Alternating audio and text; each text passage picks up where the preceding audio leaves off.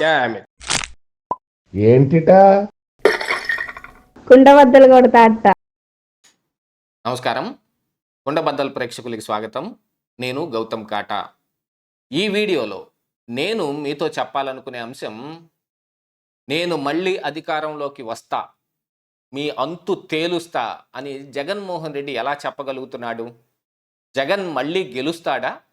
గెలిచే అవకాశాలు ఉన్నాయా అనేది ఈ వీడియోలో నేను మీకు వివరంగా చెప్పబోయే ముందుగా మన కుండబద్దల ప్రేక్షకులందరికీ నా మనవి, వీడియో నచ్చితే గనుక ఖచ్చితంగా లైక్ చేయండి, మరో 10 మందికి షేర్ చేయండి. నిన్న నెల్లూరులో పిన్నెల్లి రామకృష్ణారెడ్డిని జైల్లో కలిసి వచ్చిన తరువాత జగన్మోహన్ రెడ్డి ఒక ప్రెస్ మీట్ పెట్టి మాట్లాడాడు.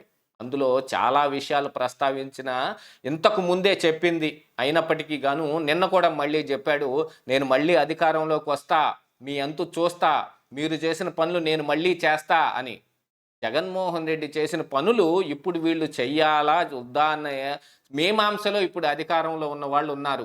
అన్ని పనులు జగన్మోహన్ రెడ్డి గతంలో ఈ 5 సంవత్సరాల్లో చేశాడు. వాటన్నిటినీ రిటార్ట్ ఇవ్వాలి అని అంటే మనం వాటిని అలాగనే చెయ్యాలా అనే అంశంలో ఇంకా వీళ్ళు మల్లగుల్లాలు పడుతున్నట్టుగానే ఉంది.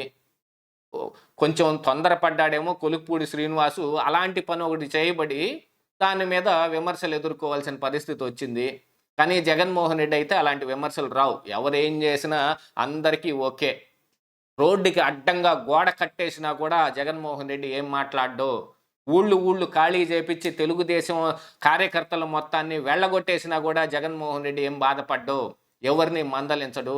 కానీ ఇప్పుడు అధికారంలో ఉన్న నాయకులు అలా చేయలేరు కదా. మోస్ట్ ఆఫ్ ది పార్టీల్లో ఈ నాయకులందరూ అలా ఎలాంటి పనులు ఏవి చేయలేరు, కానీ జగన్మోహన్ రెడ్డి ఒక్కడే చేయగలడు. మరి అలాంటి జగన్మోహన్ రెడ్డి మళ్ళీ ఎలా గెలుస్తాడు అని అంటే, మళ్ళీ గెలిచే అవకాశాలు ఉన్నాయా లేదా అనేది ఒకసారి పరిశీలించుకుంటే కనుక గెలుస్తాడో గెలవడో వెంటనే తేలిపోతుంది. 11 సీట్లకే పరిమితం అయిపోయినప్పటికీ జగన్మోహన్ రెడ్డికి కూడా 39.37% ఓట్లు వచ్చాయి. 1,38,00,000 పైచిలుకు ఓట్లు ఆయనకు వచ్చింది. ఎవరైనా సరే ఈ ఎన్నికల్లో గెలిచిన అభ్యర్థికి సమీప అభ్యర్థికి ఉన్న తేడాని మెజారిటీ కింద కౌంట్ చేస్తారు. అది కొన్ని చోట్ల లక్షల్లో ఉండొచ్చు, కానీ చాలా చోట్ల వేలల్లో మాత్రమే ఉంటుంది. అన్ని వేల ఓట్లతోటి ఈ డిఫరెన్స్ అనేది చేయబడుతుంది. కానీ సీట్లు అనే దగ్గర అదొక పెద్ద నెంబర్ గేమే. ఈ సీట్లు మాత్రమే ప్రామాణికం అని చెప్పడానికి లేదు. మరి వచ్చిన ఓట్లు కూడా 1,00,000 ఓట్లు గెలిచిన అభ్యర్థికి వస్తే, 98,000 ఓట్లు ఓడిపోయిన అభ్యర్థికి వస్తే 2,000 మెజార్టీ తోటి గెలుస్తాడు. మరి ఈ 98,000 ఓట్లు ఈ ఓడిపోయిన వ్యక్తికి కూడా వచ్చినట్టే కదా. అంటే జగన్మోహన్ రెడ్డిని కూడా నమ్మి 1,38,00,000 పైచులకు ఓట్లు వేశారు ప్రజలు వేసినవే వచ్చాయి. వాళ్ళు ఓడిపోయిన తర్వాత ఈవీఎం మ్యానిపులేషన్ అనో ఇంకేదైనా ఏ మాటలైనా మాట్లాడుండొచ్చు, కానీ జగన్మోహన్ రెడ్డిని కూడా నమ్మిన ప్రజలు కొంతమంది ఓట్లు వేశారు. కొన్ని న్యూట్రల్ ఓట్లు కానీ, అప్పుడున్న పరిస్థితుల ప్రకారంగా అటు ఇటు మారే ఓట్లు కానీ ఈ గెలుపు ఓటముల్ని డిసైడ్ చేస్తాయి. దాని ద్వారానే ఈ నెంబర్ ఆఫ్ గేము జరుగుతుంది. పోయినసారి 151 సీట్లు వచ్చిన జగన్మోహన్ రెడ్డి ఈసారి 11 సీట్లకు పరిమితం అయిపోయాడు.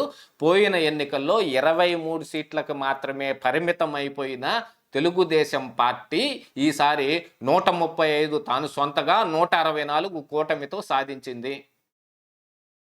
జగన్మోహన్ రెడ్డి కంటే ఇంకా ఎక్కువే వచ్చాయి, 164 సీట్లు. మరి పోయిన ఎన్నికల్లో 23 మాత్రమే ఎందుకు వచ్చాయి? పోయిన ఎన్నికల్లో 23 సీట్లు మాత్రమే వచ్చినా కూడా తెలుగుదేశం పార్టీ కూడా 40% ఓట్లు వచ్చాయి. అది గుర్తించలేదు జగన్మోహన్ రెడ్డి. మరి ఇప్పుడు జగన్మోహన్ రెడ్డికి వచ్చిన ఈ 1,38,00,000 ఓట్లని గుర్తించాల్సిన అవసరం ఉందా లేదా? వీటిని బేస్ చేసుకుని జగన్మోహన్ రెడ్డి ఒక ప్లాన్ చేస్తాడు. 2014 నుంచి 19 వరకు జరిగిన ఆ ప్రయాణంలో జగన్మోహన్ రెడ్డి ఎన్నో రకాల కుట్రలు, ఎన్నో రకాల ప్లాన్లు, ఎన్నో రకాల విచిత్ర పైశాచికమైన సోషల్ మీడియా పోస్టింగులు, విష ప్రచారాలు ఎన్నో చేశాడు. దాంతో పాటుగానే జగన్మోహన్ రెడ్డి కూడా నేను సిపిఎస్ రద్దు చేస్తానో మరేదనో ఇంకోటనో ప్రజల్ని నమ్మబలికే విధంగా చాలా రకాల హామీలను ఇచ్చాడు.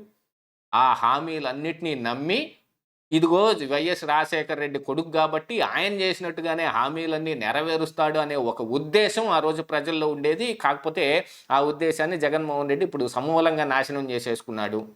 జగన్మోహన్ రెడ్డి చెప్పినా కూడా అది జరిగిద్దో జరగదో తెలియదు అనే దగ్గరికే వచ్చింది. ఇక జగన్మోహన్ రెడ్డి ఈ 1,38,00,000 ఓట్లని ఇలానే కాపాడుకోగలుగుతాడా అనంటే అది మళ్ళీ ఎన్నికల దాకా కానీ తెలియదు. ఈ వైఎస్ఆర్ కాంగ్రెస్ పార్టీలో కార్యకర్తలు కావచ్చు, ఈ సింపథైజర్స్ కావచ్చు, ఈ పార్టీని అభిమానించే ప్రజలు కావచ్చు, మరి కూటమిలో ఉన్న నాయకులు కానీ వాళ్ళ వైపుగా మళ్ళీ అవకాశాలు ఎన్ని ఇప్పుడు కూటమిలో ఉన్న అధికారంలో ఉన్న ఈ నాయకులకు దక్కుతుంది? అధికారంలో ఉన్న వాళ్ళు ఎంతో మంచివాళ్ళు, వాళ్ళకి ప్రజాసేవ తప్ప వేరేమీ తెలియదు, వాళ్ళన్నీ న్యాయంగా చేయటానికే వాళ్ళ ఉద్దేశాలు ఉంటాయి అని అనుకున్నా కూడా అవకాశాలు చాలా తక్కువగా ఉంటాయి ఆ ప్రభుత్వంలో ఉన్న వాళ్ళకి. ప్రతి ఒక్క విషయంలోనూ ఒక ప్రొసీజరే ఉంటుంది. ఆ ప్రొసీజర్ ప్రకారంగా ఫాలో అయితే చాలామంది అనర్హులైన వాళ్ళు మేనేజ్ చేసి దానికి అర్హతను పొందగలుగుతారు. నిజమైన అర్హత కలిగిన వాళ్ళు ఏ కాగితం లేకుండా వాళ్ళు పక్కన విడిగా ఉండగలుగుతారు. వాళ్ళకి ఆ లబ్ధి చేకూరదు. ఇలాంటివి ప్రతి ఒక్కళ్ళు ఏ పార్టీ అధికారంలోకి వచ్చినా కూడా జరుగుతుంది. కేవలం జగన్మోహన్ రెడ్డి దగ్గరే కాదు, ఎవరు అధికారంలోకి వచ్చినా ఇది జరిగి తీరుతుంది. అసలు ఇందిరాగాంధీ ఎమర్జెన్సీ పెట్టిన తరువాత ఇక కాంగ్రెస్ పార్టీ సమూలంగా నాశనం అయిపోతుంది. ఇందిరాగాంధీ ఎమర్జెన్సీని ప్రజలందరూ తీవ్రంగా వ్యతిరేకించేశారు.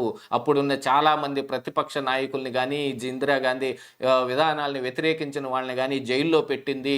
చాలామందిని కాల్చి చంపేసిన ఉదంతాలు కూడా ఉన్నాయి. ఇక ఇందిరాగాంధీ మళ్ళీ ప్రైమ్ మినిస్టర్ అవటం కష్టం, కాంగ్రెస్ పార్టీ భూస్థాపితం అనుకున్న తరువాత కూడా మళ్ళీ ఆవిడ ప్రైమ్ మినిస్టర్ అయ్యింది. కాంగ్రెస్ పార్టీ ఇంకా కొనసాగుతూనే ఉంది.